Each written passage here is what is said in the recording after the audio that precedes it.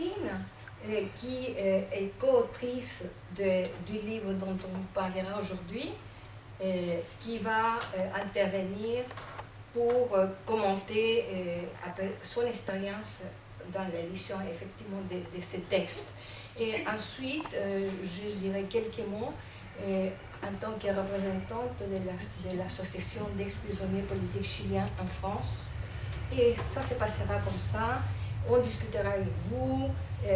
N'hésitez pas à poser des questions s'il y a des choses qui vous paraissent pas claires pendant je ne sais pas si ça te dérange qu'on te pose une question pertinente à ce moment-là, mais après on aura le droit à un temps pour une discussion plus approfondie sur la question, l'apparition de ce travail très très important.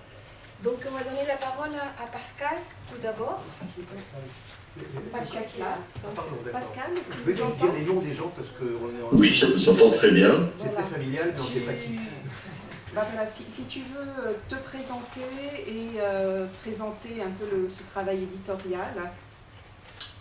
Oui, alors d'abord je vais peut-être, je parle doucement hein, puisque je crois que vous avez trop de son, mais je vais présenter mes excuses à tous ceux qui sont là parce que je ne peux pas être des vôtres parce que cette année, l'année universitaire se termine beaucoup plus tôt et nous sommes en plein dans les phases d'examen. Ça finit tard le soir et ça recommence tôt le lendemain matin. Donc je ne pouvais pas me déplacer à Paris, mais je tenais quand même au moins à faire une petite présence, je dirais, en visio, même si ça n'est jamais très pratique, à la fois pour ceux qui nous écoutent et surtout quand on veut échanger.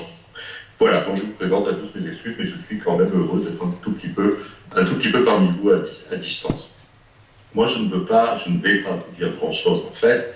Je voudrais simplement revenir sur la question de l'édition de procès, l'exercice, je dirais, de l'édition de procès, et plus particulièrement ici, pour ce qui nous concerne, de ce procès, je dirais procès chilien, pour aller un petit peu plus vite, même si à chaque fois le titre de l'ouvrage, je l'ai vu, est un petit peu plus complexe.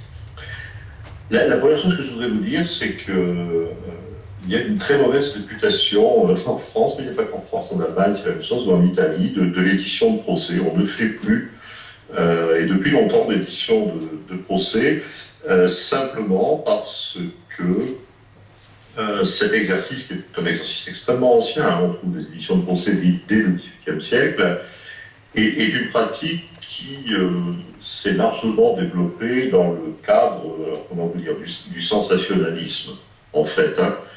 Au fond, il s'agissait, en éditant des procès ou des extraits de procès ou des procès par tranche, la presse au XIXe siècle faisait aussi beaucoup ça, il s'agissait de présenter les grandes affaires criminelles. Voilà, c'est ça qui plaisait. Donc on éditait ce genre de procès pour faire frémir le public, décrire l'attitude des accusés dans les audiences, des pièces à conviction, souvent un petit peu extraordinaires, etc. Et en laissant de côté d'ailleurs assez largement les victimes, sauf si elles étaient un peu larmoyantes et éplorées. Voilà. Donc l'exercice a été abandonné dans les années 50. Il a été repris un petit peu après la guerre, parce qu'il y a eu les grands procès d'après-guerre, les procès de l'épuration. Martine nous en parlera peut-être aussi d'une autre façon avec le filmage des procès. Et puis parce que les avocats, très souvent, ont repris l'exercice un petit peu, c'est-à-dire qu'ils ont fait de l'édition de procès, mais simplement pour éditer la partie qui les concernait le plus directement, c'est-à-dire les plaidoiries. En fait, hein, vous avez les recueils de grandes plaidoiries jusque dans les années 80, et l'exercice n'est pas totalement fini aujourd'hui. Ensuite, il y a très peu d'éditions de procès dans ces dernières années. Et lorsque nous nous sommes lancés dans cet exercice d'édition de procès, nous sommes entrés directement en concurrence, mais ça c'est le domaine de ma collègue, avec la caméra, avec tout ce qui est au fond des méthodes nouvelles, d'entrer dans les audiences et ensuite de les diffuser ou de ne pas les diffuser ou d'avoir du mal à les diffuser d'une autre façon. Donc, en réalité, revenir à l'exercice demande quelques explications. Voilà, c'est ce que je voudrais vous dire aujourd'hui. Et dans ces quelques explications, pourquoi le procès chilien me semble extrêmement important. Alors, pourquoi éviter les procès? Je vois trois raisons à faire cela. La première, c'est que c'est un outil irremplaçable de connaissance à la fois de la justice, c'est-à-dire de la manière dont se déroule l'acte judiciaire, le déroulement du procès, l'évolution dans le temps, les tendances de la procédure, enfin tout ce qui relève du rôle du juge, si vous voulez, les modes d'interrogation, la façon dont les témoins, dont les avocats se comportent, bon, tout ce qui tourne autour des conditions, si vous voulez, du rendu de la justice. Et ça, c'est extrêmement important. C'est extrêmement important parce que vous le verrez si vous lisez cet ouvrage, mais vous pouvez lire aussi d'autres ouvrages de même nature. On s'aperçoit combien un procès est un maillage extrêmement fin d'attitudes des différents acteurs qui s'emboîtent les unes dans les autres, un petit peu comme un tricotage, comme on tricote, si vous voulez, quelque chose, des mailles, et que chaque phrase, chaque mot, chaque attitude a son importance. Alors pour les attitudes, on les voit mieux selon que l'on filme ou non ces audiences, mais lorsqu'on lit, on retrouve aussi la manière, on a le sentiment de revivre la manière dont les acteurs ont fait vivre ces procès. Et ça, c'est très important, et cette trace-là sera aussi très importante pour comprendre par la suite, lorsque les historiens utiliseront ces documents, pour comprendre à un moment X ou à un moment T comment on a jugé en fonction de quels critères. Et très souvent, je vous en parlerai tout à l'heure, vous verrez que lorsqu'on regarde bien ces audiences, on s'aperçoit que beaucoup de critiques que l'on fait à l'égard de la justice doivent être probablement reprises. C'est-à-dire que lorsqu'on entre un petit peu dans le détail, on s'aperçoit combien la justice fait quand même, la plupart du temps, son travail assez correctement.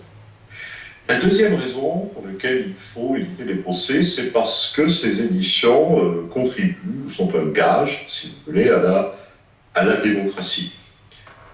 Ces procès sont une gigantesque leçon d'histoire et une très très bonne recontextualisation des faits historiques, et donc une approche de la vérité. Alors, vous savez, c'est une vérité, la vérité judiciaire, mais nous l'avons bien vu dans ce travail-là et puis dans d'autres, nous sommes quand même très très proches, nous arrivons à reconstituer de façon très exhaustive les faits tels qu'ils se sont produits par la répétition des témoins, par le croisement des témoignages, par l'ensemble des preuves qui sont amenées.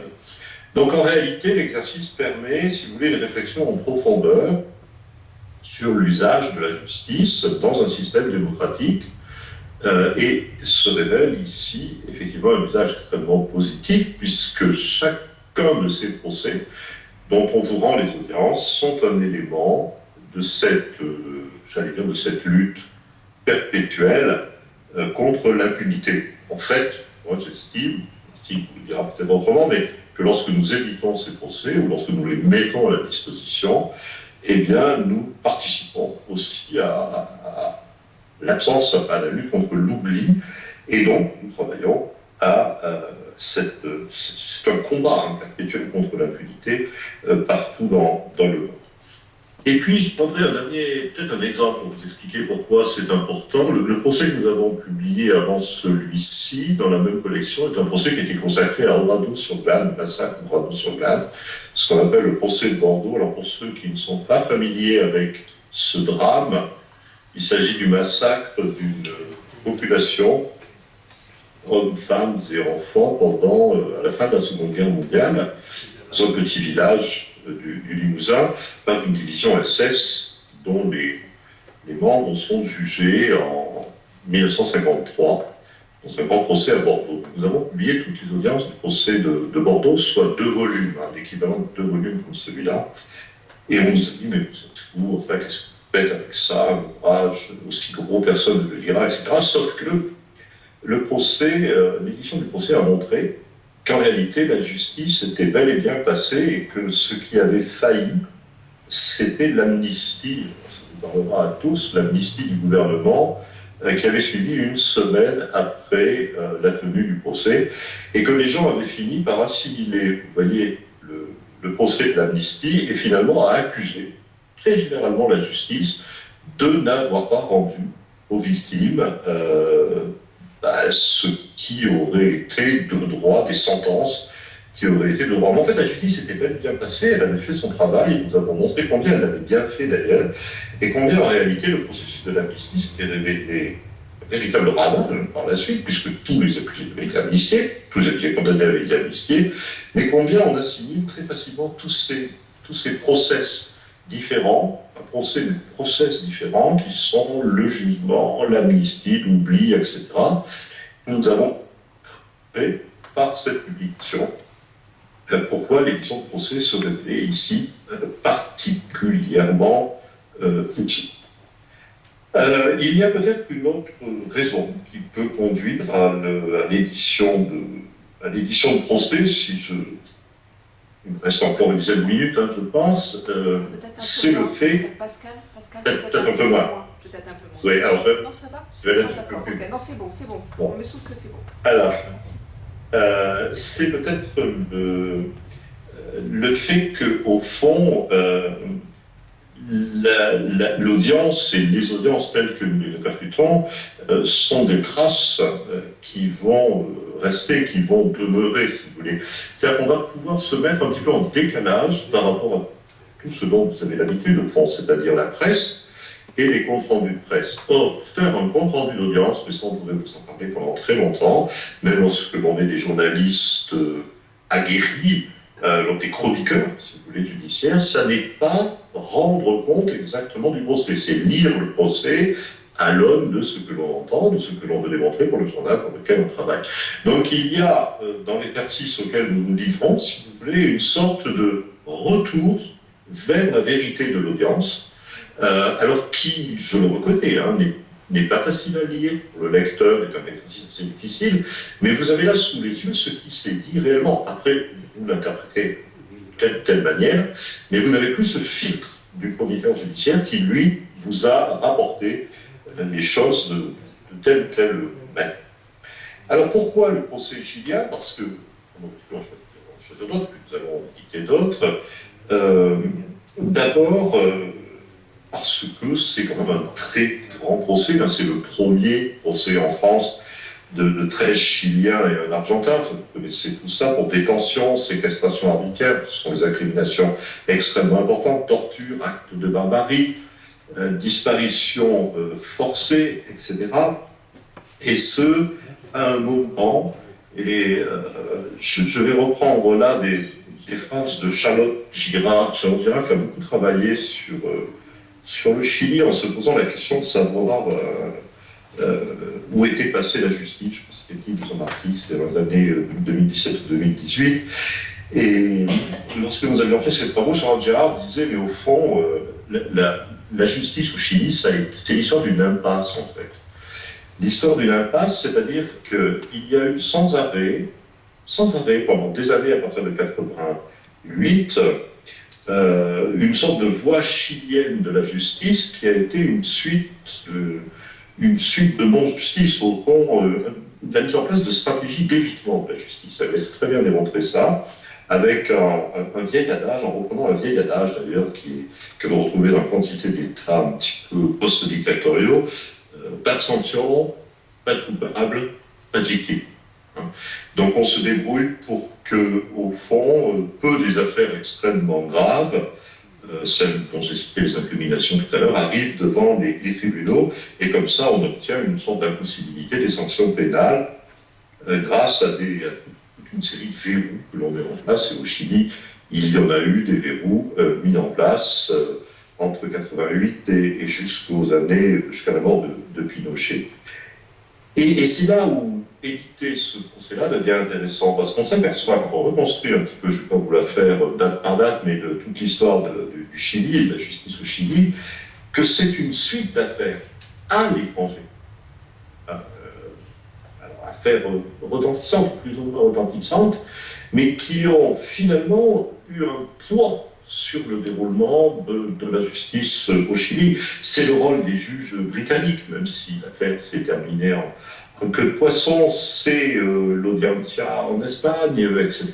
Et c'est le procès de 2010 en France, hein, même si c'est un procès in absentia, ce qui n'est pas au fond très grave, j'y reviendrai tout à l'heure. Donc en réalité, éviter ce procès, c'est montrer comment la justice qui passe loin des lieux du crime, alors aujourd'hui on dirait dans un processus de compétence universelle ou dans d'autres processus, mais comment cette justice-là a eu un rôle, effectivement, pour que la justice ou pour que le fait judiciaire puisse passer au Chili. Et ça n'est pas une mince affaire. Enfin, quand on reprend ces 4 franco-chiliens avec lesquels on est devenu très, très empathique au fond, parce que vous savez, éviter un procès et des journées d'audience, c'est pas un mince travail. Hein. On finit par s'identifier un peu à tous ces témoins que l'on entend. Georges Klein, Étienne Pell, Alphonse Sanfraud, Jean-Yves Claudet, c'est des personnalités qui sont très intéressantes à écouter parce que grâce à eux, alors Georges Klein, Étienne Pell et Alphonse Sanfraud et Claudet, c'est comment vous dire, trois moments du coup d'État. C'est le coup d'État lui-même pour Georges Klein, c'est un agro-conseiller dans la région de Temuco, je crois que c'est parce qu'on dit Temuco, qui s'occupait de la réforme agraire pour Étienne Pell, et puis ces 2 militants du MIR pour Alphonse Sanfraud et Jean-Yves Claudet. Donc on a presque à travers tous ces témoignages, si vous voulez, toute une histoire complète à travers ce militant, ce responsable agricole et puis ce premier conseiller finalement du président Allende. On peut reconstituer tout le dossier de la mise en place de ce processus de répression extrêmement violent. Donc éviter ces audiences, c'est refaire l'histoire, hein, au fond, c'est refaire l'histoire de cette dictature et de toutes les horreurs qu'elle génère. Et là, je trouve que l'édition, si vous voulez, vue comme ça, trouve vraiment sa place. En plus, ce ne sont pas des lampistes, je ne reviens pas, Martine, vous reviendrez tout ça, mais vous connaissez tout ça par cœur, au fond. Ce ne sont pas des lampistes qui sont jugés, même s'ils sont jugés in absentia. Je terminerai sur in absentia. Est-ce que ça vaut le coup d'éditer un procès qui semble tronqué ? Oui, parce que l'in absentia, elle a eu un effet, en fait, secondaire, important. C'est le fait qu'on a pu laisser aux victimes toute leur place. Si vous voulez, lorsque les accusés ne sont pas là, et j'ai une grande habitude de la justice pénale internationale, c'est toujours comme ça, finalement les juges laissent du champ aux victimes, et laisser du champ aux victimes, ça veut dire les laisser s'exprimer avec leurs mots, avec leurs émotions, en revenant en arrière, en reprenant, vous voyez, avec un vrai dialogue qui va leur permettre véritablement de donner un témoignage extrêmement complet. Et là, on est vraiment dans l'exemplarité, je crois, de la place du témoin dans la justice et de ce que la justice peut apporter aux témoins. Je crois que ces personnes de famille d'Alphonse Sanfraud qui disaient finalement il n'y avait pas les bourreaux, mais tout ça, et je crois que c'est une jolie phrase, nous a donné un élan pour continuer. Et en ça, vous avez là, vous voyez, un effet secondaire du passage de la justice qui me paraît extrêmement important. Et puis, allez, je termine là-dessus. C'est un travail qui nous a permis aussi de retrouver quelques-uns des acteurs et d'aller les interroger. Parce que le procès de 2010, il est un peu oublié. Alors, je crois aussi que notre travail permet de revenir sur ce moment important de la justice. Il est un peu oublié. Et nous avons retrouvé trois acteurs principaux dont nous avons publié des témoignages. Alors, depuis hier, ils sont en ligne dans la revue Conflictualité, vous pouvez les regarder. Une des avocates, un magistrat et un témoin, enfin une témoin, enfin si on féminisait le une, qui finalement 15 ans après, sont revenus sur cette expérience et nous permettent de compléter, vous voyez, un petit peu ce qu'était l'audience telle que nous vous l'avons livrée, de redonner un petit peu de vie à tout cela. Un retour, si vous voulez, sur le mémoire. Voilà, donc ça a été un gros travail, transmission, compréhension, non-altération, enfin bon, il y a... je pense que vous pourrez questionner Martine sur ce point. C'est pas facile de passer d'une bande-son à un livre. Mais c'est un travail dont je crois que nous pouvons être, au fond, assez fiers et qui, j'espère, vous sera utile, alors, aussi bien en termes mémoriels qu'en termes historiels. Et je dirais que c'est vraiment un procès pour l'histoire et il méritait de sortir de l'oubli dans lequel il s'enlivait un peu. Voilà, je vous remercie. Merci Pascal. Alors, pour... Ah, excuse-moi. Le micro. Hop. Voilà, c'est bon comme ça. Donc en fait, si ce travail a été possible, il faut aussi préciser que c'est parce que le procès a été intégralement enregistré. Précision qu'il faut souligner, parce que c'est un procès en cour d'assises, et pour les procès aux assises, par ailleurs, c'est un procès uniquement oral, donc il n'y a pas de transcription intégrale, il n'y a jamais de verbatim intégral de ce qui est dit pendant ces audiences en cour d'assises. Donc le fait qu'il soit enregistré et la possibilité d'avoir accès à l'intégralité de l'audience. En précisant également que tous les procès ne font pas l'objet d'un enregistrement, loin de là. Il y en a aujourd'hui, il y en a 33 qui ont été enregistrés et on doit ces enregistrements grâce à Robert Badinter, quand il était ministre de la Justice pendant le premier gouvernement de François Mitterrand. Il a fait passer une loi le 11 juillet 1985 qui permet l'enregistrement de certains procès au titre des archives audiovisuelles de la justice.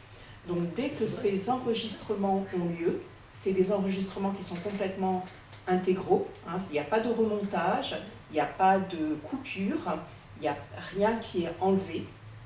Donc tout de suite c'est versé aux archives nationales et ça devient voilà, des archives citoyennes, donc à disposition, bon, sous certaines conditions, mais à disposition en tout cas du futur, parce que l'objectif de Robert Badinter, c'était vraiment de faire des archives de la mémoire, des archives de l'histoire, donc disponibles dans 50 ans. Donc les premiers procès qui ont été enregistrés, très clairement, la loi, elle a été voulue pour le procès de Klaus Barbie. On est en 1985. Klaus Barbie vient d'être extradé de Bolivie, il a été retrouvé par les époux Clasfeld. Le procès va avoir lieu à Lyon et donc Robert Badinter souhaite que ce procès soit enregistré.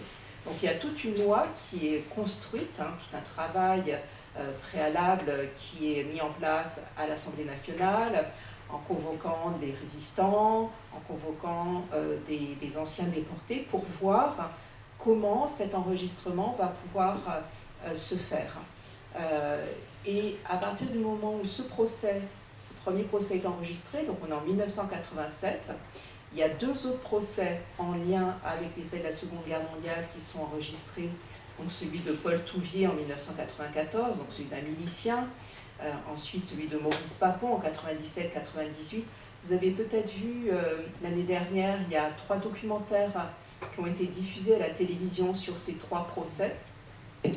Donc c'est des procès effectivement qui sont historiques, hein, puisqu'on est quand même très longtemps après les faits. Donc tout à l'heure, Pascal Plat précisait donc, des procès de l'épuration, donc on est très très loin de ces procès de l'épuration de l'immédiate après-guerre. Et par la suite, on va dire que la pratique de l'enregistrement ne s'éteint pas complètement, mais elle est sporadique. Donc, quand elle est ressaisie en 2010, c'est un enregistrement qui est fait à la demande des parties civiles. Et donc, à nouveau, on ressollicite voilà, cette procédure et grâce à laquelle on a l'intégralité de l'enregistrement. Donc, ce procès chilien, c'est 47h30 d'audience. Ça a duré 8 jours. Donc ce sont des archives qui reflètent vraiment l'oralité. Et dans cet ouvrage, vous allez retrouver vraiment, ça va vous replonger complètement dans ce procès. Voilà, si certains d'entre vous y ont assisté, vous retrouverez certainement l'ambiance de l'audience. Et pour ceux qui n'étaient pas présents, vous allez pouvoir connaître l'enregistrement. Donc ce procès, il est composé, on va dire, en 3 grandes périodes, voilà, si on peut dire. Vous avez les 2 premières journées où d'abord le président commence en lisant l'ordonnance de mise en accusation, donc c'est-à-dire les motifs pour lesquels ces 14 accusés ont été mis donc en jugement. Donc vous avez, donc c'est une partie qui est assez longue, mais qui permet de recontextualiser complètement non seulement l'affaire du jugement, mais également pourquoi ces 4 victimes ont été justement sous les coups de la dictature de Pinochet. Et ensuite, dans le deuxième temps, qui est la partie la plus longue du procès, c'est le moment des témoins. Et comme le précisait Pascal Pla, quand il n'y a pas d'accusé, il y a vraiment ce face-à-face entre le président, ses assesseurs, le parquet, le ministère public, les avocats qui représentent les parties civiles. Et comme il n'y a aucun avocat de la défense, il y a vraiment un débat, puisqu'on parle de débat judiciaire, c'est le terme employé, mais voilà, quelque chose qui est aussi d'une très grande attention, très grande délicatesse par rapport à la parole. Donc les premiers témoins qui sont appelés sont ceux qui vont donner du contexte général. Donc vous avez aussi bien des témoins qui sont familiers de la justice internationale, même si là on n'est pas dans un procès de justice internationale. Vous avez comme ça le témoignage de Louis Jouvet, vous avez le témoignage de Stéphane Hessel, et puis vous avez aussi des témoins qui sont venus Jouvet. J'ai dit quoi? Jouvet. Ah, excusez-moi.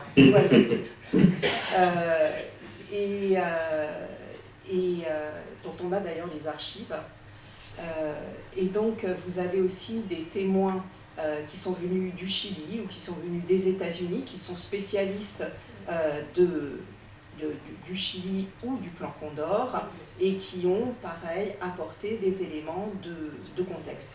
Et ensuite, voilà, on va dire, il y a 4 victimes, et donc il y a 4 temps dans ces différents témoignages, où vous avez des proches qui viennent témoigner sur ce qui s'est passé, sur qui étaient les victimes. Et ça, c'est vraiment le temps, on va dire, le plus grand de ce procès. Et donc, je vous parlais effectivement de 3 grands temps. La grande étape de ce procès, c'est vraiment les plaidoiries. Même si les avocats sont intervenus régulièrement pendant le procès pour poser des questions aux témoins, voilà, vous avez donc tous les avocats, certains représentent les victimes, d'autres représentent des associations de parties civiles, parfois les deux, qui font leur plaidoirie. Donc c'est un moment effectivement de synthèse de tous les débats qui ont eu lieu, et aussi d'ouverture sur des problématiques parfois plus larges qui amènent jusqu'à la conclusion, c'est-à-dire le moment où le président va se retirer avec ses assesseurs, parce que oui, j'ai oublié de préciser, comme il n'y a pas d'accusé, il n'y a pas de jury. Donc là, on est vraiment sur une délibération qui se fait entre magistrats professionnels. Et donc, après le temps de la suspension, le président revient avec ses assesseurs dans la salle d'audience et rend le jugement, donc qui tient compte des différents éléments qui ont été mis en avant sur le degré d'application des différents accusés par rapport aux faits qui étaient jugés. Donc, c'est un ouvrage qui finalement est de taille assez modeste, Je vous ai emmené le premier dont Pascal a parlé, qui est donc sur l'affaire d'Oradour-sur-Glane, voilà, qui est quand même beaucoup plus conséquent. Donc voilà, c'est pour vous encourager à le lire, il est tout à fait lisible. Non, je plaisante, mais en tout cas, je pense que c'est un ouvrage. Alors, la difficulté qu'on a rencontrée, c'est, je vous ai dit effectivement, qu'on est sur un procès qui est uniquement oral. Donc, passer de l'oral à l'écrit, c'est quelque chose de compliqué. Parce que même si les témoins ont réfléchi à ce qu'ils allaient dire, même si les avocats sont vraiment des grands maîtres de la parole, c'est quand même pas complètement évident de passer d'un exercice oral au crible, on va dire, de la syntaxe, de la grammaire, avec en plus cette difficulté que beaucoup de témoins ont parlé en espagnol, une témoin a parlé en portugais, un a parlé en anglais, donc ça veut dire avec une traduction. Donc la traduction, elle va hésiter, elle va revenir, elle va préciser un terme pour mieux le traduire. Donc il y a aussi toute cette difficulté dont il faut tenir compte. Et puis certains Chiliens ont fait l'effort, parce qu'ils maîtrisaient le français, de parler en français. Donc là aussi il y a un travail de lissage, mais vraiment un travail que l'on a fait juste pour que ça devienne lisible, mais qui ne réinterprète pas. Il n'y a vraiment pas de volonté de réduire, par exemple, des propos qui sont tenus, ni d'en donner une interprétation. Donc ça reste quand même les paroles telles qu'elles ont été dites, mais avec effectivement cet écueil qu'il a fallu surmonter. Et donc on a effectivement, en tout cas j'ai passé beaucoup de temps à écouter, à réécouter, pour que ça soit le plus fidèle possible justement aux mots qui ont été employés et à la façon dont les phrases ont été également formulées. Peut-être avant de donner la parole, juste préciser que depuis ce procès, donc il y a eu d'autres procès qui ont été enregistrés. Entre le procès qui a eu lieu en 2010 et le procès suivant, il faut attendre 4 ans, donc c'est 2014. Et à partir de 2014, on est dans un contexte judiciaire assez différent, c'est-à-dire que le pôle des crimes contre l'humanité a été créé au ministère public en 2012. Peu de temps après, le parquet national antiterroriste a également été mis en place en 2019, qui a intégré le pôle crime contre l'humanité, et ça donne un écho à énormément d'affaires qui avaient été déposées devant la justice, mais qui n'avaient pas encore pu être jugées, c'est-à-dire tous les procès de crimes contre l'humanité ou les procès d'attentats terroristes. Et effectivement, depuis 2014, et en tout cas très nettement depuis 2020, il n'y a pratiquement plus que des procès de crimes contre l'humanité ou des procès d'attentats terroristes qui sont enregistrés. Donc ça donne effectivement une orientation très particulière à ces enregistrements qui sont maintenant conservés aux Archives nationales. Merci Martine, comme on est allé un peu vite, on ne t'a pas présenté. Oui, c'est vrai. Alors, donc ça serait pas mal qu'on sache qui est Martine. Tout à fait. Et peut-être aussi qui est Pascal, parce que je t'avais proposé de te présenter, mais tu ne l'as pas encore fait. Donc Pascal Plat est le directeur de l'Institut international de recherche sur la conflictualité, à Limoges pour le moment. Et moi, je suis conservatrice du patrimoine aux Archives nationales, et je suis responsable d'un service qui s'appelle la mission Archives audiovisuelles. Merci. Et encore quelques questions avant Est-ce que ça correspond à un projet entre l'université et les Archives nationales? Et comment c'est quelque chose, une initiative relativement individuelle Alors, disons que cette publication, elle rencontre plusieurs projets. Il y a d'abord un voyage, qui est celui que je fais d'ailleurs avec l'association en 2017, autour d'un colloque international qui se tenait à Santiago, au Musée de la Mémoire et des Droits de l'Homme, qui permettait de conclure d'ailleurs tout un séminaire sur la solidarité internationale par l'exemple du Chili. Et à l'occasion de ce voyage, puisque j'allais au Chili, ça me paraissait complètement évident qu'il fallait que j'emmène les enregistrements du procès pour les offrir au musée, parce que voilà, ce procès a eu lieu en France, mais c'était fondamental de mettre à disposition les enregistrements pour les Chiliens.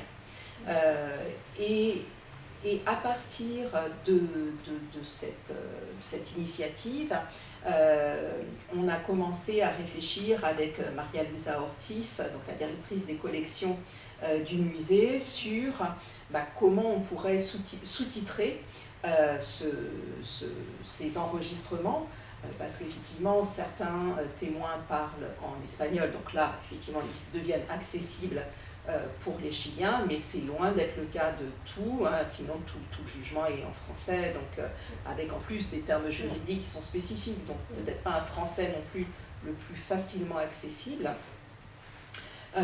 Donc pendant longtemps on n'a pas vraiment trouvé de solution, mais on a quand même gardé ça en tête. En 2020 et 2021, j'ai organisé une exposition qui s'appelle « Filmer les procès, un enjeu social » aux Archives nationales, qui était aussi une façon de donner accès à ces enregistrements. Et il y avait notamment le procès chilien qui était représenté. Et en 2023, l'exposition a été accueillie d'ailleurs au Musée de la Mémoire à Santiago. Et elle a eu énormément de succès, elle a fait 10 000 entrées en 2 mois et demi, ce qui est énorme pour une exposition d'archives. Elle a été enrichie sur place de beaucoup d'enregistrements, justement sur les procès au Chili, ou l'absence de procès, sur le processus chilien, sur les affaires en cours. Enfin, c'était vraiment une très belle exposition. Tardy a prêté ses dessins qu'il a effectués pendant l'audience.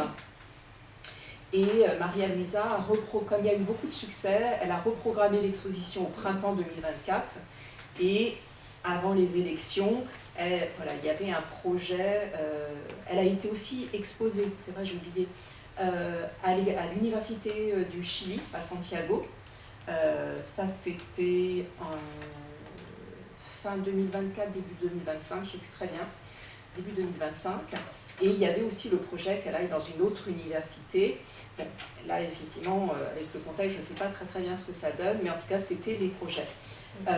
Et parallèlement à ça, avec Pascal, quand on a commencé à parler de cette édition de procès, parce que bon, ça s'inscrit donc dans une collection, donc aujourd'hui il y a 2 tomes, moi j'ai tout de suite dit il faut qu'on édite le procès chilien, parce que voilà, toutes les raisons que Pascal a précisées, pour le grand intérêt de ce procès, pour ce qu'il représente, et puis aussi parce que ça donne, à partir du moment où on a ce procès qui est sous une forme écrite, alors c'est peut-être plus facile de le traduire en espagnol. Et donc là, effectivement, encore ce week-end, je discutais avec Maria Luisa pour voir comment on pourrait passer du texte en français au texte en espagnol, avec effectivement les problèmes de trouver un budget quand même pour le faire. C'est plus facile de trouver des traducteurs ou des traductrices que de trouver un budget.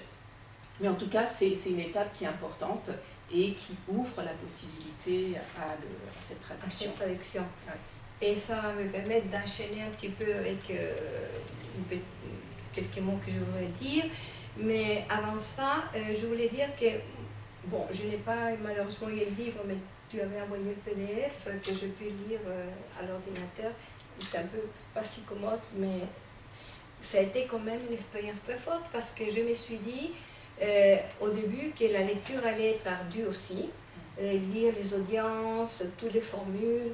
Et finalement, pour nous Chiliens engagés et faisant partie d'un monde qui a lutté et qui a continué à lutter pour les questions de la justice, la vérité et la mémoire, finalement, on rentre totalement dedans. Et je pense que ça se lit de manière presque comme un roman, je dirais. Et ça passe très vite, on accroche à certaines parties, on saute, bien sûr, les formules, la rhétorique, je dirais, judiciaire, mais on rentre dans la matière. Et ça, c'est très fort et très touchant. Et je pense que ce livre, il faudrait l'envisager et aussi comme un livre qui peut être distribué simplement comme un moyen, un support des connaissances historiques et pour tout ce qui est la circulation de ce qu'on appelle la mémoire culturelle et la mémoire sociale. Et qui ça a une valeur très importante là-dessus et qu'il ne faut pas penser que c'est un livre seulement et qui peut intéresser les gens qui sont soit victimes ou concernés très directement par cette situation politique, soit les gens qui s'intéressent au droit ou à la justice internationale, etc. Donc je pense que ça, il y a la matière et je suggérerais que ça soit édité en édition digitale, car si on veut faire des recherches, c'est beaucoup plus pratique avec l'intelligence artificielle ou simplement des chercheurs, de chercher un nom, un lieu, pouvoir croiser les données pour quelqu'un qui n'est pas historien, mais qui s'intéresse à construire ou à rechercher des choses précises. Et là, je penserais à une édition chilienne, espagnole et digitale. Je pense que ça serait vraiment peut-être des choses à envisager. Et là, vu que beaucoup de choses sont dites, et moi, personnellement, je ne suis pas du tout une personne qui a une expérience juridique. On a Sophie ici qui était justement une des personnes qui est un des avocats très importants de représenter et des associations et les victimes. Et donc, je ne suis pas experte du tout, mais je voudrais quand même dire quelques mots sur qu'est-ce qui a signifié pour nous Chiliens, qui sont difficiles à définir parce que le Chili est hétérogène et ce n'est pas tout le Chili qui est impliqué par ce type de choses.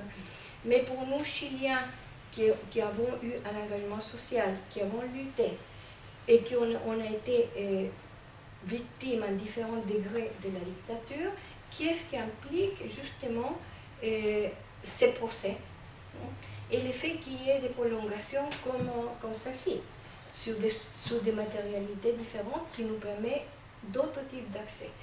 Et en pensant à tout ça, je me suis dit qu'effectivement, un procès comme celui-là implique des acteurs qui ont des objectifs très différents, qui ont des motivations différentes, même si elles peuvent confluer à des moments précis, notamment au moment des procès. Et je dirais qu'au-delà des considérations juridiques, du fait que ce procès est un procès historique et qui émerge, si je ne me trompe pas, tu me corriges Sophie ou quelqu'un d'autre corrige, qui émerge à un moment où va se fortifier une justice transnationale et internationale pour ce type de questions et qui est historique parce qu'il va condamner pour la première fois un président, Pinochet est président en exercice à ce moment, et parce qu'il va fixer des choses qui vont contribuer donc à placer quelques briques de la construction d'une justice internationale ou transnationale. Mais ce n'est pas là dont je voudrais, au niveau à l'échelle que je voudrais me placer. Et je voudrais aussi préciser que souvent, on pense que l'importance de ces procès est surtout un retentissement pour le Chili, à part ce qui implique le niveau international et ce qui implique le fait aussi que ce soit la France qui fait ces procès et toute l'image de la France comme gesteur, comme on dirait, gestionnaire de toute cette question qui est la justice des droits de l'homme. ces dimensions-là, je les laisse de côté. Je pense que vous les avez bien traitées et qu'on pourra peut-être aller plus loin ici. Mais je voudrais préciser aussi, j'ai beaucoup parlé ces jours-ci à propos de ça. J'ai appelé des familles de victimes. Je parlais avec Erika Chanfro, que Sophie a présenté, avec Erika Hennings, pardon, avec Claudé, avec la Jacqueline Claudé, avec Erika Hennings. J'ai parlé avec Madalena Garcés pour avoir une idée de leur impression aujourd'hui avec le recul du temps et comment ils pensaient que ce procès a pu influencer aussi les processus de justice au Chili. Et ça, c'était très intéressant parce que j'ai passé 2 jours de dialogue avec eux. Et une des choses qui m'a intéressée, que je voudrais remarquer ici, c'est qu'ils ont tous dit qu'évidemment, je vais rentrer un peu plus en détail là-dessus, et les procès avaient précipité les choses au Chili, avaient touché la justice chilienne, qui, comme vous savez, avait voulu, n'avait pas collaboré beaucoup pour des raisons qu'on voyait avant, mais qui défendait une sorte de souveraineté nationale pour la justice chilienne. Puisque les crimes ont été commis au Chili, ils doivent être jugés au Chili. Et en général, on avait une vision de la justice française en allant bien avant, d'une justice chilienne totalement retardée. Et les conversations avec ces gens-là, les Chiliens dont je viens de parler, m'ont permis de nuancer cette vision, car ils ont dit qu'effectivement, ces niveaux déclaratifs souverains de la justice avaient été quand même suivis des actions au Chili, et on ne peut pas tracer comme ça une ligne totalement de séparation entre une justice française qui donne de la justice et une justice chilienne qui est totalement au service encore de la pensée de la dictature et de la transition qui va continuer un peu on se trouve devant une situation complexe, et notamment le fait que c'est le juez Guzmán, vous me corrigez si je me trompe, mais c'est le juez Guzmán qui a proposé le fait que les délits de disparition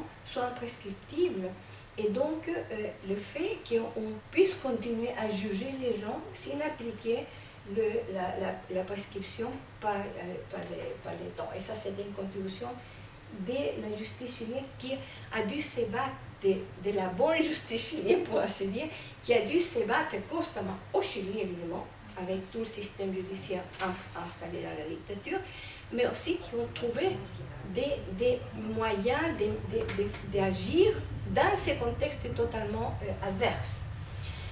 Bon, alors là, je voudrais dire que pour nous, ça s'inscrit, et ce procès s'inscrit dans quelque chose dont Pascal a parlé tout à l'heure, qui est quelque chose avec lequel nous sommes grandis et vieillis, qui est acquis dans nos corps, qui est l'idée de que la justice n'a jamais été pour nous, et que, en fait, nous ne pouvons jamais confier dans la justice, et qui, pour nous, au Chili, la lutte, tout ce qui a été obtenu en justice a été le résultat d'une lutte permanente entre l'obtention de justice et l'impunité.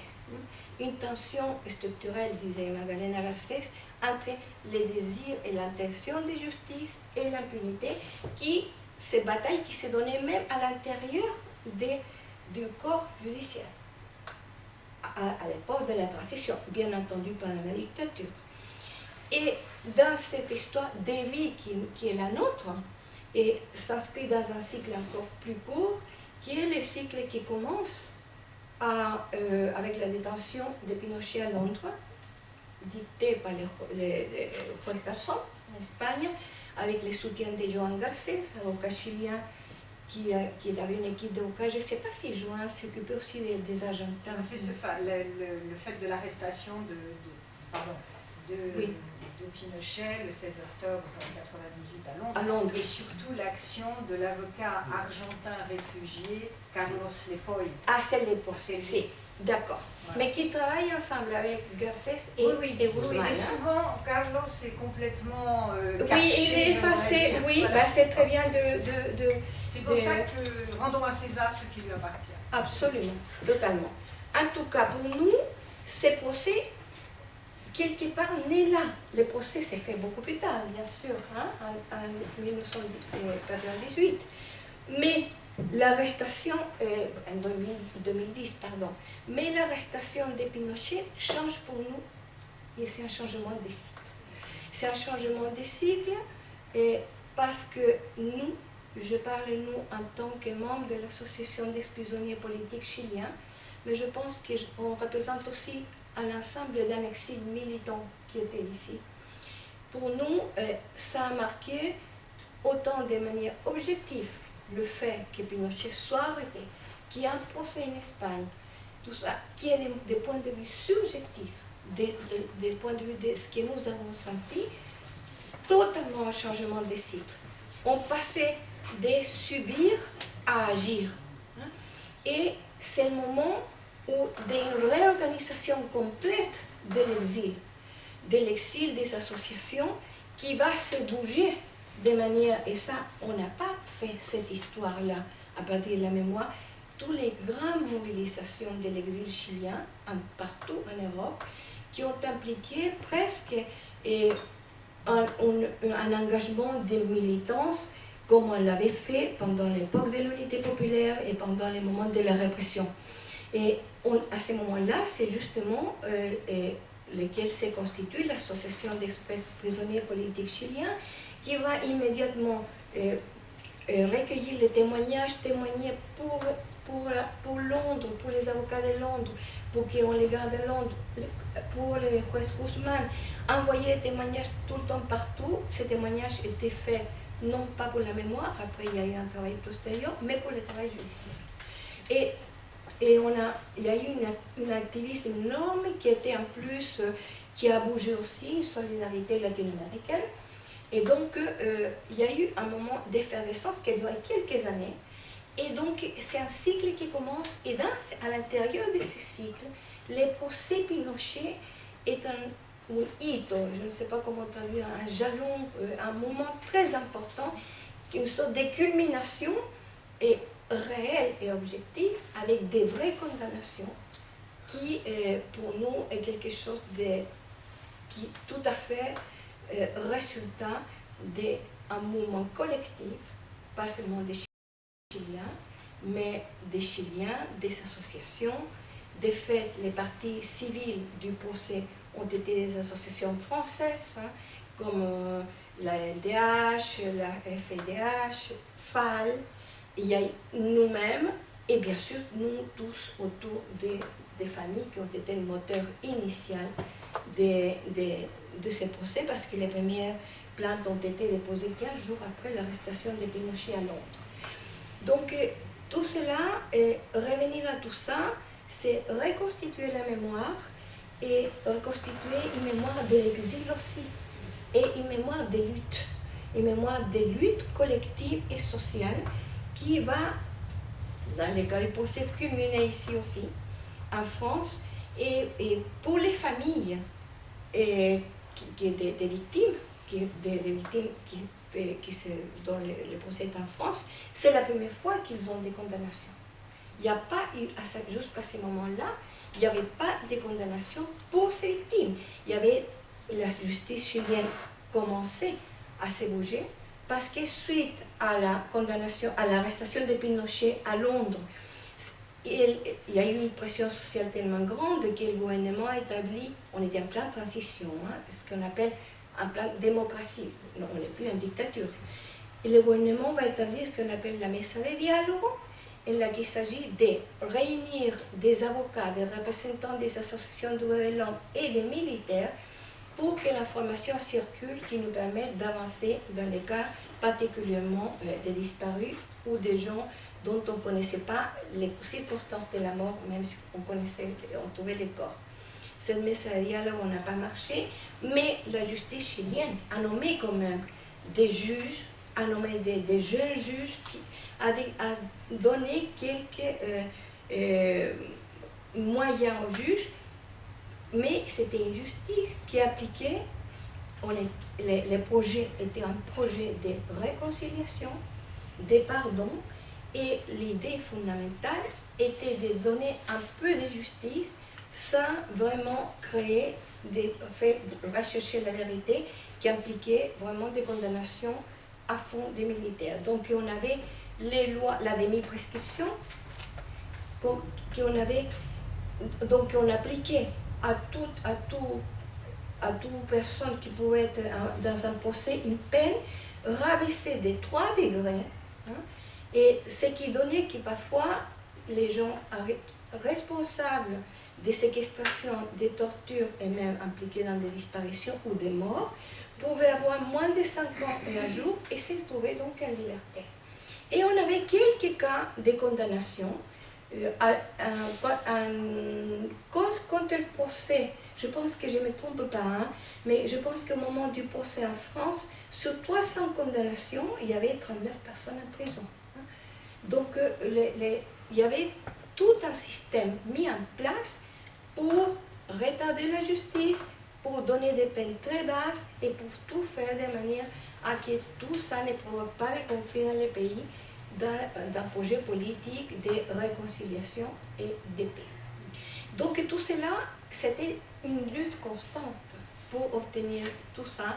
Et les procès français a, de cette manière, créé une catalysation dans la justice chilienne dans plusieurs sens. D'abord, une réponse nationaliste, qui était celle des gens de soutien à la dictature ou des gens de la transition qui étaient pour oublier tout ça et reconstruire un pays. La justice chilienne doit s'occuper, elle, de ces cas-là, ou même un cas d'un nationalisme bon, positif, dans le sens où il y a une certaine partie des personnes impliquées dans la justice qui travaillaient de manière totalement étroite avec les organisations des droits de l'homme, les organisations des familles des disparus, les organisations des prisonniers politiques.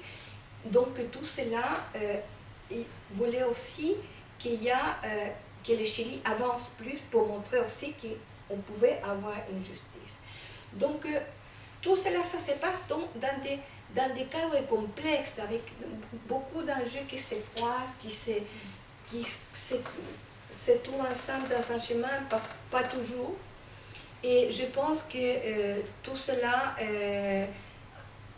mis à part qu'il soit historique, mis à part qu'il se fonde et qu'il affirme un processus démocratique, je crois que c'était un processus aussi qui avait une dimension mobilisatrice, politique et réparatrice, et qui est important pour nous aujourd'hui, parce que ces batailles continuent. Avec CAST, aujourd'hui, les programmes national des droits de l'homme supprimés, tout ce qui est l'action des mémoires est mise en danger énormément. Les subventions de ce qui sont les maisons de mémoire comme Villa Grimaldi, les maisons de torture, Londes 38, ils sont déjà réduites à la moitié. Les programmes nationaux de recherche des disparus, qui a été monté par le gouvernement de Boric, et qui croisait différents professionnels dans un groupe de travail en vue de croiser des métadonnées, des données de différentes sources pour trouver la trace des disparus. Et ce programme on a mis à la porte les personnels techniques et des spécialistes qui connaissaient, donc maintenant on ne sait pas du tout qu'est-ce que ça va devenir. Il y a 3 ou 4 personnes qui ont été mises à la porte la semaine dernière, et mis à part tous les programmes de réparation, donc on revient à nouveau à cette espèce de besoin de lutte constante pour avoir la justice, mais aussi pour la mémoire. Et là, je voudrais dire qu'on parle d'histoire à propos de ces livres, mais quand on les lit, il y a la mémoire qui bouge, parce qu'on les lit et tu lis le témoignage de quelqu'un, et toi qui as vécu des choses proches aussi, tu sais quand elle parle de l'odeur, quelqu'un témoin, moi je sens l'odeur, je sais quelle odeur elle parle. Et tout cela, c'est réactive aussi la mémoire. Une mémoire qui est aussi importante de transmettre et de plasmer, on dit, coaguler, cristalliser dans des textes de ces genres-là. Donc voilà, c'est un peu ce que je voulais dire.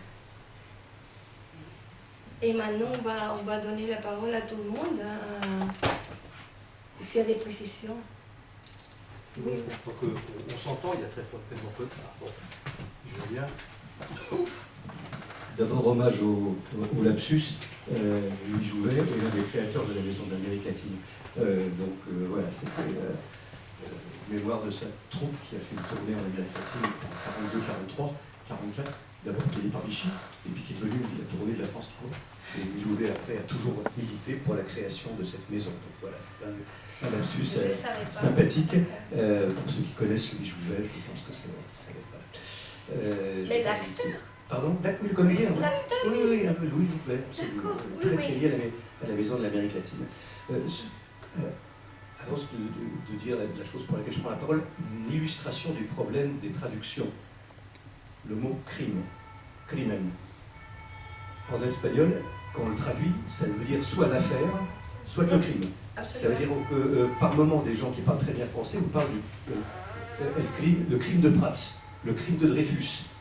Non, c'est le crimen de Dreyfus, mais traduit en français, c'est le contraire complet. Quelqu'un qui dirait le crime de Dreyfus, c'est un maurassien. Donc là on a, et c'est pour ça que ça a dû être un travail assez difficile pour les Chiliens de langue française qui s'expriment au tribunal, de lisser ce genre de petites choses, parce que ça dépasse tout. En plus, le mot crime est tellement banal dans l'expression. Je veux dire, simplement une petite je prenais la parole pour signaler, on a parlé des 4 Français qui sont à la base de ce procès. Il y a l'absence d'un 5e, c'est pour ça que je voulais en dire un mot. Et pourtant, il était à l'origine de tout, avant même l'arrestation de Pinochet. Mais le fait que l'arrestation de Pinochet soit arrivée un mois après le début de ce processus a balayé tout. Et puis voilà. Quand on va juste en face de la porte de la Moneda, par où sont sortis les derniers prisonniers, il y a le plaque aujourd'hui avec le nom de toutes ces personnes, dont 2 Français, Georges Klein et Henri Robert. Robert ne passe pas là, parce que effectivement le corps a été volontairement montré, de manière à faire sortir sa mère de sa cachette, et ce qu'elle n'a pas fait heureusement, et du coup la justice française a considéré qu'il y avait prescription. Alors, je sais qu'Isabelle Repère, je n'étais pas au procès, je sais qu'Isabelle Repère est venue témoigner en français, oui. Mais c'est vrai que c'est assez intéressant de voir ces 2 noms de Français, mais il y en a un seul pour lequel le procès est concerné. Et un tout petit, une anecdote amusante et triste sur le père Pell Padre, c'est un collègue qui était le premier conseiller, je crois, de l'ambassade de France à Santiago à l'époque, Jean-Noël Bouliane de Lacoste, qui a dû prévenir la famille du décès de cette personne. Et la famille est une famille très catholique et très aristocratique. Le nom c'est Étienne Louis-Marie Pell de Ménil, enfin un nom à boucher d'or, enfin bon, c'est un nom aristo. Et la famille a découvert, d'abord avec horreur que leur fils était mort, avec tristesse qu'il avait quitté les ordres, qu'il s'était marié, et avec joie qu'elle avait des enfants au même moment. Et Jean-Noël Bouliane de Lacoste raconte ça avec beaucoup d'humour dans le petit film qui a été fait sur l'ambassade de France à Santiago de Carmen Castillo. C'est assez... c'est une chose qui... Alors je voulais parler d'Henri Robert et de la prescription, et à partir de là remonter, et je terminerai là-dessus, on ne sait jamais qu'est-ce qu'on fait quand on fait une loi. Tout à l'heure avec Sophie, je me disais, est-ce que c'est un décret Banater ou une loi Banater? On discutait entre nous. J'apprends que c'est une loi qui a dû être prise sous le gouvernement Fabius, je suppose, d'après la date. Et c'est assez intéressant parce que je me rappelle d'une loi, alors là, je ne sais pas qui se rappellera de Jean Le Canuet, garde des Sceaux. Alors Jean Le Canuet a pris une loi, vous allez voir pourquoi ça nous retombe dessus. Il avait été candidat à la présidence en 65. Oui, tout à fait. Il avait fait une loi au moment où, dans les années fin 60, début 70, alors qu'effectivement on sortait de la guerre d'Algérie, les couples franco-algériens étaient très nombreux, et il y avait des drames constants de couples qui se séparaient, et l'Algérien ou l'Algérienne invitait l'enfant à venir en vacances, et puis l'enfant restait chez les grands-parents et ne revenait plus jamais. Donc il y avait un problème juridique et on ne pouvait pas le faire. C'était un crime ou délit, mais qui concernait un citoyen français, mais en Algérie. Donc on a fait voter par le Parlement une loi sans du tout, évidemment, à partir de ça. C'était sur une question des enfants binationaux et des enlèvements. Et c'est cette chose-là, personne n'aurait imaginé que 30 ans plus tard, certains juristes, et en particulier Louis Joinet, Louis Joinet ait pensé à ça en Argentine, d'abord, faire jouer ce texte français qui permettait à la justice française de se pencher sur les crimes dont étaient victimes des Français à l'étranger, alors que c'était né dans un contexte complètement différent et que c'était quasiment tombé un peu en désuétude. Donc voilà, c'est intéressant de voir comment cette loi, c'est à partir de là d'ailleurs que effectivement Isabelle Repère a commencé par dire il faut faire quelque chose, et qu'on a commencé à travailler sur le cas de son frère, mais lui c'était prescrit puisqu'on avait retrouvé le corps, donc c'était un assassinat clair, et 20 ans s'étaient passés. Et pour elle, c'est encore une souffrance de savoir que ça n'a pas pu être pris en compte.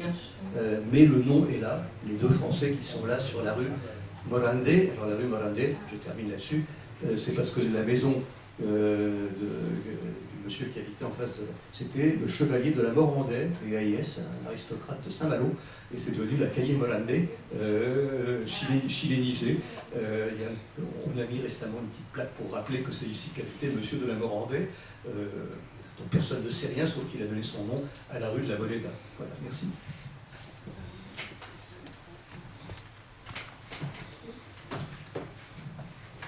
Sophie, non, tu veux pas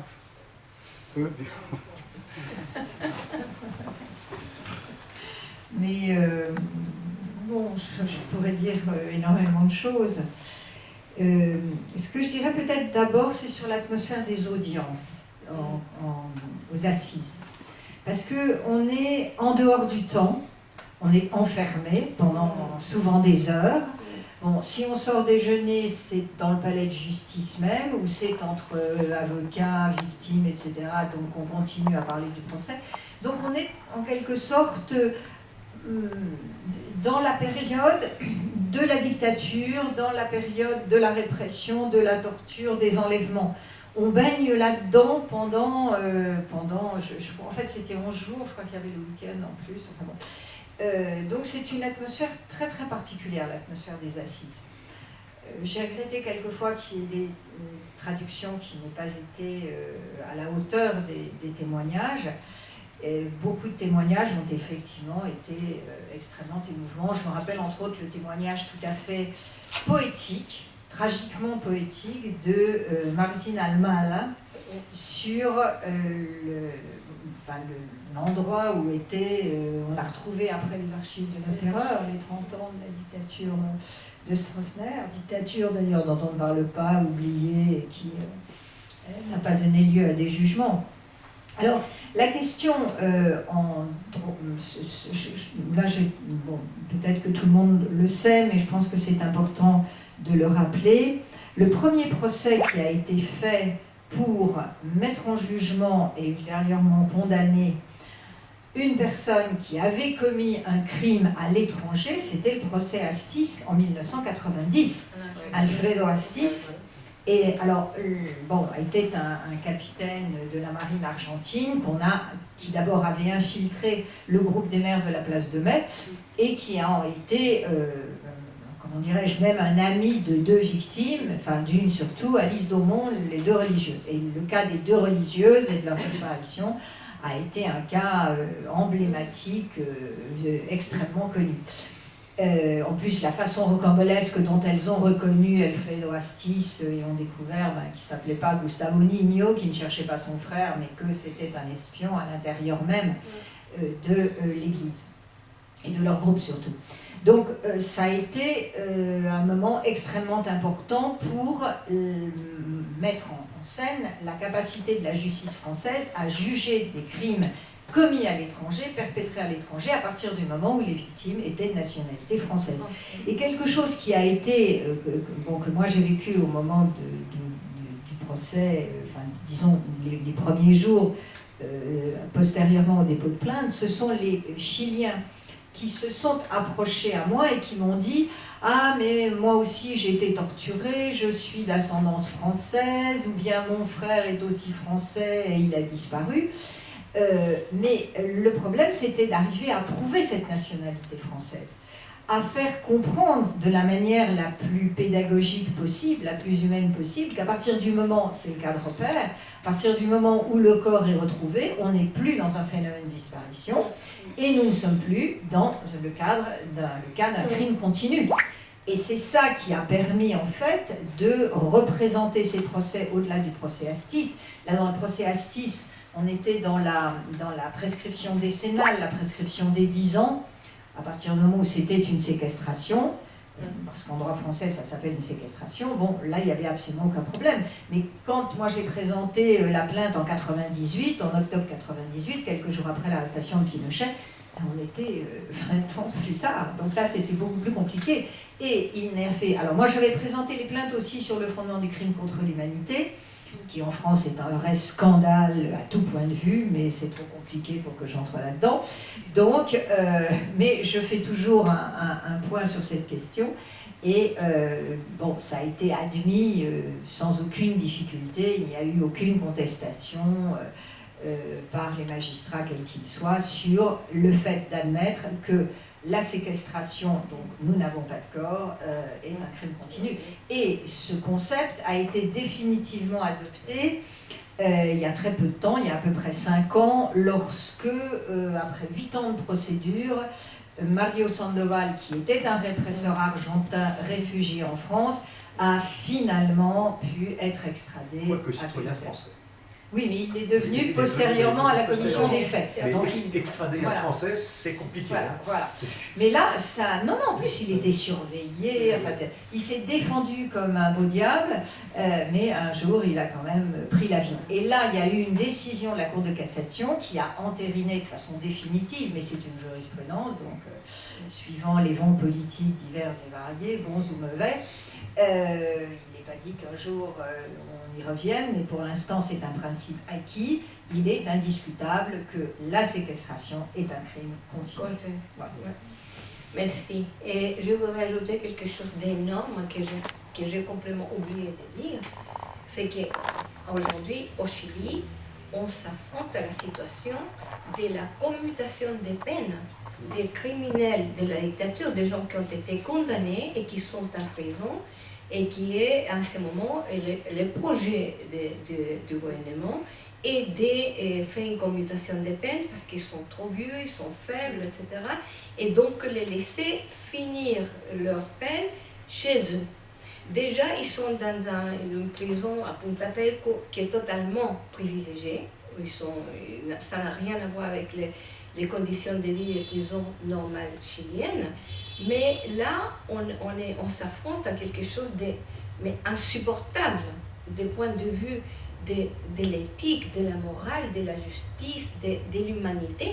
C'est que ces gens ne finissent pas leur vie en prison. Ils ont des condamnations à vie, à perpétuité, à 30 ans, 25 ans, mais tranquillement chez eux, en recevant les familles et tout. Et là, je pense qu'il y aura... on va se battre au Chili, à fond. Déjà, il y a une mobilisation très importante des associations, des organisations des droits de l'homme, des avocats des droits de l'homme. Et là, je pense que quelque part, ça va poser des problèmes. Je me demande, au niveau des traités internationaux signés par le Chili, parce que le Chili a quand même ratifié le traité de Rome et la CPI. Et là, je pense que pour les traités internationaux, le Chili ne peut pas faire diminution des peines ni commutation des peines de ce genre-là sans avoir des problèmes internationaux. Mais je suis incapable de savoir au niveau juridique ce que ça peut entraîner. Peut-être que le gouvernement le fera exactement quand même en ne tenant pas compte du tout d'un certain type de sanctions internationales.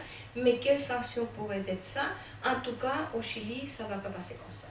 Et à ce moment, il y a énormément des mouvements, et des rencontres, des réunions et des actions en vue d'empêcher ça qui est vraiment, c'est comme si on passait l'éponge sur tout ce qui a été fait et on recommence à zéro pour que ces gens-là reviennent chez eux, finissent tranquillement leur vie comme s'ils n'avaient jamais fait quoi que ce soit. Et ça, c'est énorme. C'est tellement énorme que je ne l'ai même pas dit parce que je n'ai pas dit ça. J'ai deux questions. Et la première question, vous avez parlé d'une exposition qui s'est faite au Musée de la Mémoire au Chili. Est-ce que vous avez prévu cette exposition de la faire passer en France, à Paris particulièrement? Alors, l'exposition a commencé en France, parce qu'elle a été, alors elle a beaucoup circulé en France. D'abord, elle a été créée aux Archives nationales, donc en 2020-2021, elle a duré, alors ça donne l'impression qu'elle a été exposée longtemps, mais en fait, elle a commencé en plein confinement. Donc en fait, on a ouvert 15 jours au mois d'octobre 2020, pour la fermer pendant 7-8 mois, je ne sais plus. Et après, voilà, on a eu un temps d'exposition un peu plus correct en 2021. Après, elle a été dans différents endroits en France et elle va revenir à Paris, mais sous une forme particulière. C'est-à-dire qu'en ce moment, elle est visible à Buenos Aires, au Parc de la Mémoire, et à la Plata, à la Commission provinciale pour la mémoire. Et à la Commission provinciale pour la mémoire, ils ont fait une exposition qui met en comparaison l'expérience française de l'enregistrement des procès, tel que, évidemment, moi je l'ai représenté dans l'exposition, avec l'expérience argentine, puisque l'Argentine a énormément, ils ont filmé tous les procès de crimes contre l'humanité. Et ce qui est très intéressant, c'est que la Commission provinciale a conçu cette exposition pour être itinérante. Parce que là, elle est exposée à la Plata. Ils sont en train de poursuivre l'exposition. Elle devait terminer fin avril. Ils l'ont prolongée jusqu'à la fin de cette année. Et donc, ils l'ont conçue itinérante parce qu'ils ont plusieurs lieux en Argentine. Et donc, je suis en train de voir avec la Maison de l'Amérique latine, justement, pour qu'elle soit accueillie sous cette forme-là à la Maison de l'Amérique latine. Donc là, c'est une question de date. Voilà, mais donc ça va se faire. Je pose la question parce qu'on pensait peut-être à partir de l'Assemblée des citoyens argentins en France, qu'on était prêt à l'organiser, mais c'est génial, c'est génial. Ouais. Je reviens sur les procès en Argentine. Et j'ai regardé très vite dans les livres que j'ai vu hier, et que vous avez déjà l'idée aussi de publier des autres procès dans des autres pays. Donc je pensais bien sûr au juicio en Argentine en 1985, à la sortie de la dictature. C'était un procès très très important. Il a donné lieu à de Bandes à des films. Il y a un film argentin en Argentine 1985, qui a eu un succès énorme, une fiction plutôt. Il y a un film qui sur 3 heures, c'est un documentaire qui est aussi excellent. Et les seules questions, c'est je pense au volume, parce que le procès en Argentine, ça a duré 7 mois. Il y a 800 témoins, il y a 530 heures d'audience. Je ne sais pas combien de volumes vous avez avoir besoin en plus de les traduire en français. Mais ça vaut la peine de réfléchir. C'était un procès très important. C'était la première fois, comme disait Fitzgerald, avec le procès anglais, dans lequel, à la sortie de la dictature, immédiatement, il y a eu un procès avec les lois nationales, etc., et qui a donné, c'était un peu lieu avec des États postérieurs, d'amnistie, etc., mais ils sont sautés après. Il y a eu toute une expérience juridique fantastique. Et qui a condamné les chefs de la junte militaire, non pas les officiers de grade intermédiaire. C'est un procès exceptionnel, il n'y a que la Grèce et l'Argentine qui le fait. Et en fait, pour le documentaire voilà, dont vous parlez de Ulises de la Orden, il faut savoir que voilà, il a fait un travail énorme d'écriture, de transcription, alors pas de tout, mais voilà, pour réordonner tout le procès. Enfin, ça a été un travail énorme, je ne sais plus combien ils étaient, mais enfin, il y avait toute une équipe pour travailler sur la matière, parce que le documentaire, je ne sais pas si vous l'avez vu, il est très très intéressant. Il a réfléchi à une réorganisation thématique du du procès, ce qui le donne, ce qui le rend accessible, même si on a l'impression que voilà, il dure plus de 3 heures. Oui, Donc on a l'impression que c'est très en long. 8 chapitres. Mais il est très bien dire conçu. que pour le procès Pinochet, il y a aussi un travail similaire fait pour Sarah Pic, je ne rappelle pas le nom del coauteur. Ça implique Fabien Lecoudre. Il regrette énormément de ne pas être là ce soir. Ah oui. Ouais, on s'excuse, mais on est arrivé à la fin du temps. On doit rendre la salle à 8h30. Je ne sais pas si... Tu veux dire quelque chose, Alejandro? Non. Parce qu'on doit... Il manque 2 minutes. Bon, écoutez, on vous remercie beaucoup d'être venu.